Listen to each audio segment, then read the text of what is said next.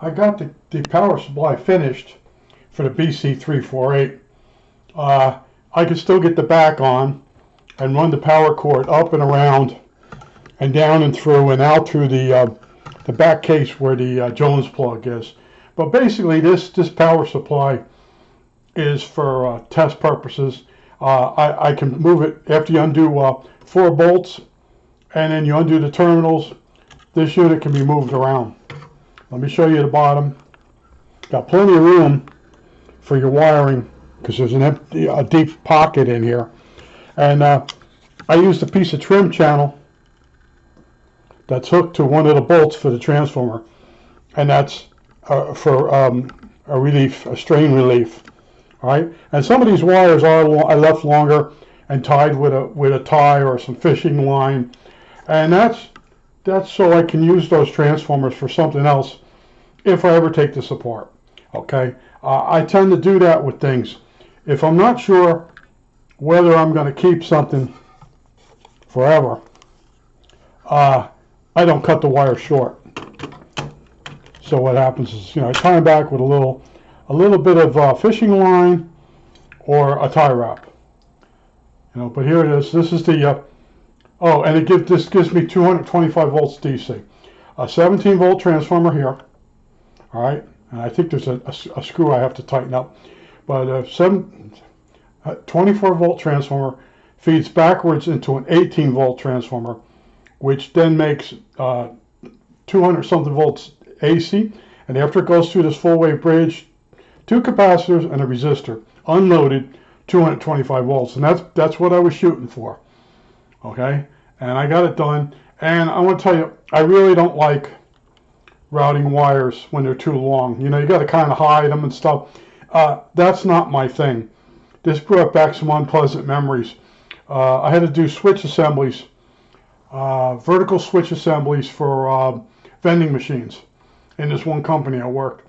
And there were a lot of wires, and you had to route them, and at the end you had to go in with tie wraps and dress the wires up. And it took an hour per switch assembly. And the reason is you couldn't make a wiring harness because the company guy would come in and he would test out the switches with a fixture, and then he would let you do the dressing. Okay, normally we would do the dressing as we built the unit, and then the guy would plug it in and test it, but they wanted to test it first, and they leave all the wires a little longer, which is called a service loop, and then it was up to us to use some tie wraps and make it look good. And it took me an hour per unit. I went up to the boss and said, look, I don't want to do this job anymore. I said, he says, you're doing okay. I said, no, I don't like doing it. It's just mind-boggling that a thing that's like 2 foot long and 4 inches wide with a bunch of wires takes me an hour, So he found this girl, and she was really good at it, okay? My brain was like start shutting down. It didn't want to do it, okay? And this brought that back. And as I was doing this and running these wires different ways to get them in there without making them shorter, it brought back that bad memory. But like I said, it's 225 volts. Now, if you go with a 24 volt transformer backwards into a 12.6, is it? You probably would get 250 volts DC.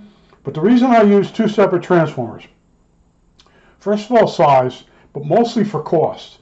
You can get one of these on eBay for under $12, and they're shipping. So you can get the 2 transformers will be $24. Now, if you buy a big transformer all-in-one that's got the 24 volt winding, and that's a custom-made transformer now, and you're talking $100. And one of the transformers I got from the guy, his web page is even more difficult to read now if you want a custom transformer. So I went looking, I'm like, you know what? I have the transformers. Let me suffer a little bit. And but this resistor down here is 200 ohms at 10 watts, and it's between the 2 capacitors. All the pi configuration, very little hum. And I tell you, go look at how other people have made these power supplies. And the whole design of this idea of this one is so I can remove it And if I troubleshoot a different radio, I can move the transformer over to it. Okay, that's why. And it keeps me busy.